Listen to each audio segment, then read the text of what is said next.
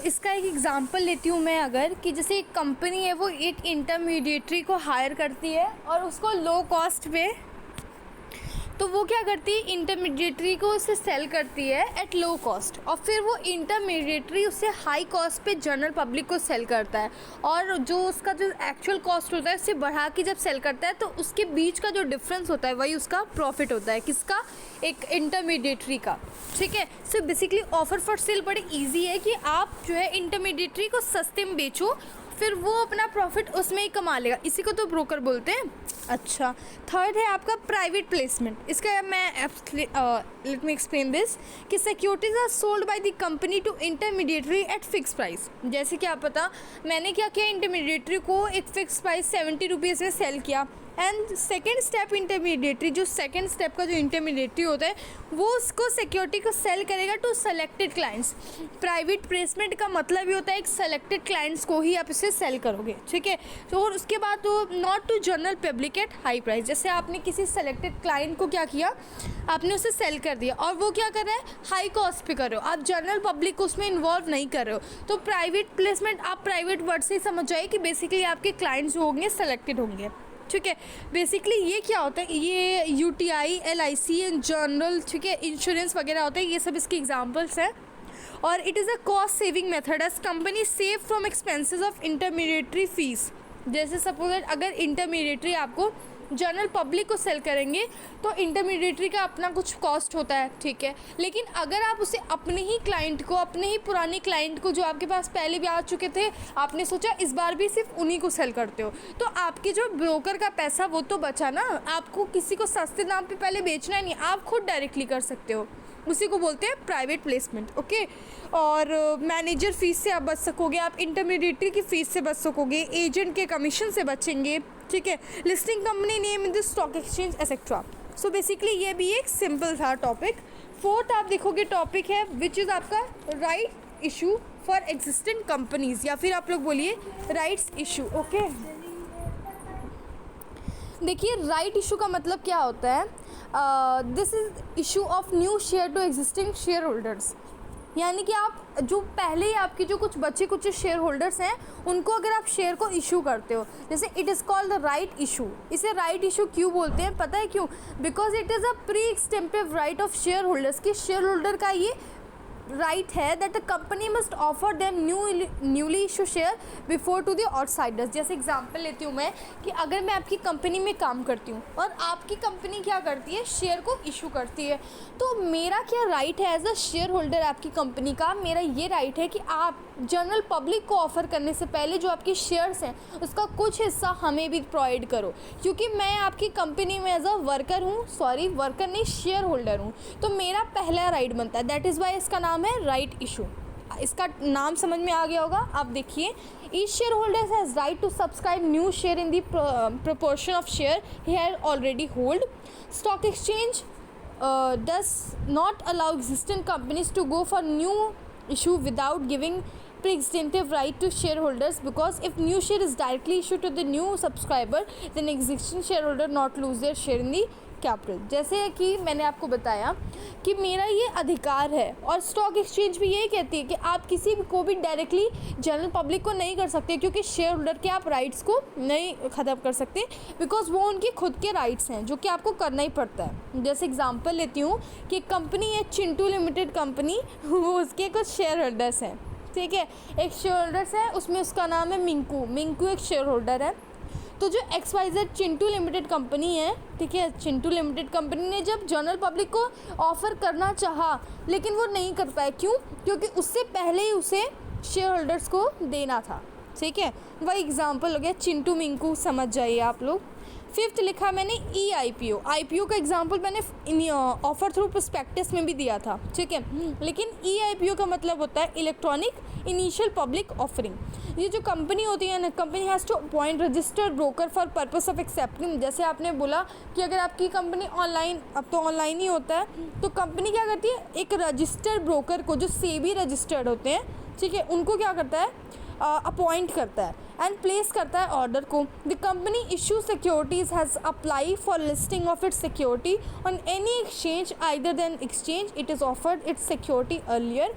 The manager coordinates activities through various intermediate connection. Basically जैसे मैंने IPO को explain किया था, लेकिन ये सारी क्या हो गई, एक इलेक्ट्रॉनिक फॉर्म में हो रही है, ठीक है। तो जिसमें आपको क्या करता है, कंपनी एक रजिस्टर्ड ब्रोकर को अपॉइंट करती है जो कि इशू वगैरह का काम उनका संभालता है। जो कंपनी इशू करती है सिक्योरिटी को, has apply for listing of it's securities on exchange either an exchange offered by the security earlier. जैसे पहले हम लोग करते थे नॉर्मली प्रोस्पेक्टस वगैरह, सेम चीज़ है, बस इसमें क्या हो रहा है, एक इलेक्ट्रॉनिक फॉर्म में हो रहा है और जो ब्रोकर है वो भी आप इलेक्ट्रॉनिकली अपॉइंट कर रहे हो जो कि सेबी रजिस्टर्ड ब्रोकर है, ठीक है। सो ये जो 5 पॉइंट्स होते हैं वही होते हैं प्राइमरी मार्केट की एक मेथड ऑफ फ्लोटेशन जिसे बोलते हो आप, कि पहले आप ऑफ़र करोगे प्रोस्पेक्टस, ऑफ़र करेंगे सेल के लिए, private placement, right issue and EIPO. Okay,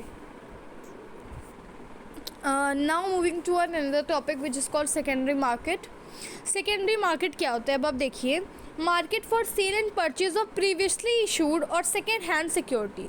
एक ही लाइन में क्लियर हो गया कि यहाँ पे हम क्या करेंगे, ये एक सेल और परचेज का काम करेंगे, वो प्रीवियसली जो इशू किया हुआ शेयर है, ठीक है, या फिर सेकेंड हैंड शेयर सिक्योरिटीज़ है, उन सबको अगर हम लोग सेल और परचेज का काम करते हैं तो वहाँ कहाँ करते हैं, सेकेंडरी मार्केट में करते हैं। Okay, and in secondary market securities are not directly issued by the company to investor. इसमें भी कंपनी क्या करती है, डायरेक्टली इन्वेस्टर को इशू नहीं कर देती है, but securities are sold by existing investor. जो पहले से ही आपके इन्वेस्टर है ना, उनको ही आप सेल कर सकते हो, existing investor to other investor. वो सारे क्या होंगे, एग्जिस्टेंट होंगे, क्योंकि ये आपकी जो प्रीवियसली इशूड शेयर है। ओके, ये हो गया। अब आपको थोड़ा सा स्टॉक एक्सचेंज के बारे में पढ़ना है एंड देन आफ्टर आपको पूरा देखिए, आपको क्या है, सेकेंडरी मार्केट, स्टॉक एक्सचेंज, ये सारी चीज़ों का मैं आपको फंक्शन भी बताऊंगी। पहले स्टॉक एक्सचेंज का क्या होता है वो समझते हैं। देखिए, stock exchange according to securities contract regulation act 1956, ठीक है, जो कि securities contract regulation act 1956, you can note down please.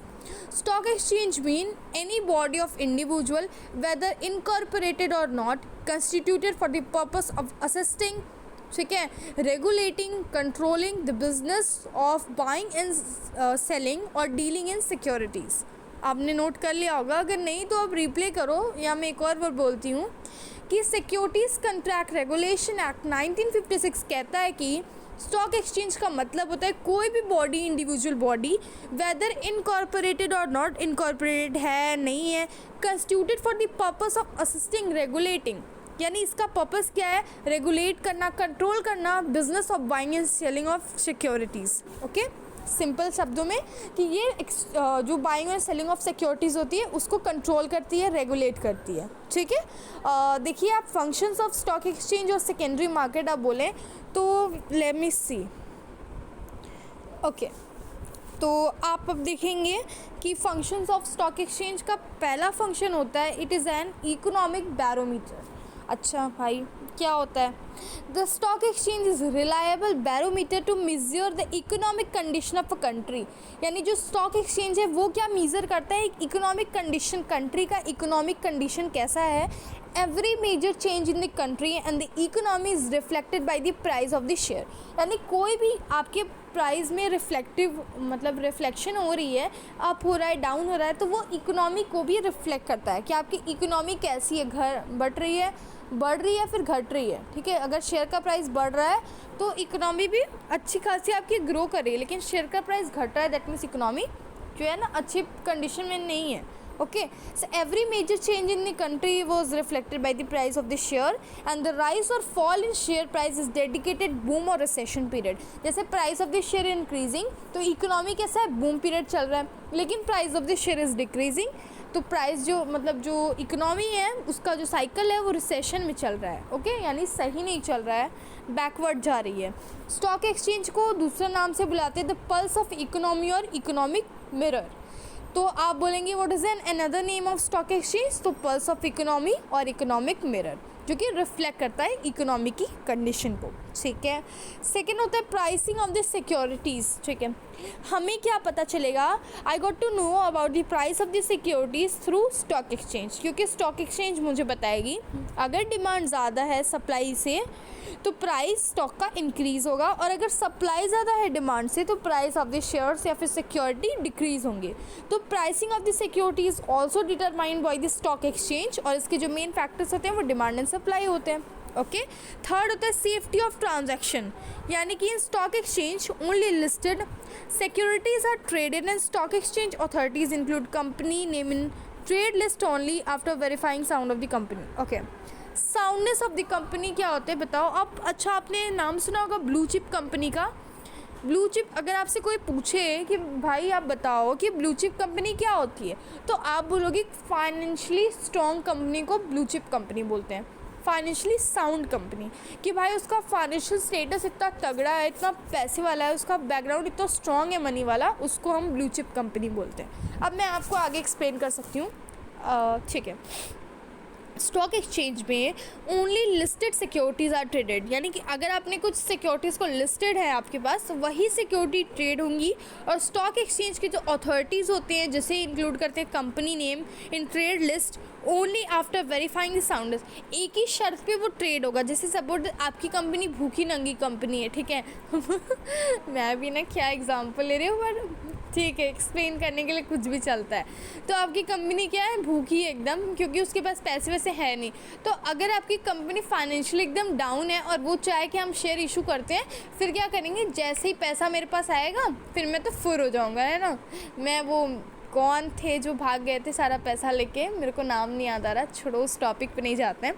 तो वही चीज़ हो जाएगा। तो आपकी जो कंपनी है वो लिस्टेड कंपनी ही सिक्योरिटीज़ को इशू कर सकती है, ठीक है। और रीज़न भी यही है कि जब तक वो जो स्टॉक एक्सचेंज होता है उसे पता नहीं लगा लेता कि भाई ये जो कंपनी है वो फाइनेंशियली ठीक है कि नहीं, कि ऐसा तो नहीं फ्रॉड है, तो सेफ्टी ऑफ ट्रांजेक्शन का भी ये स्टॉक एक्सचेंज ख्याल रखता है। Basically safety of transaction stock exchange maintain करता है बाय दी कंपनी बैकग्राउंड, कि भाई कंपनी कैसी है, फाइनेंशियली साउंड है कि नहीं, उसको वेरीफाई करना, देन ही आप सिक्योरिटीज़ में कर सकते हो, उसमें हाथ डाल सकते हो, ओके।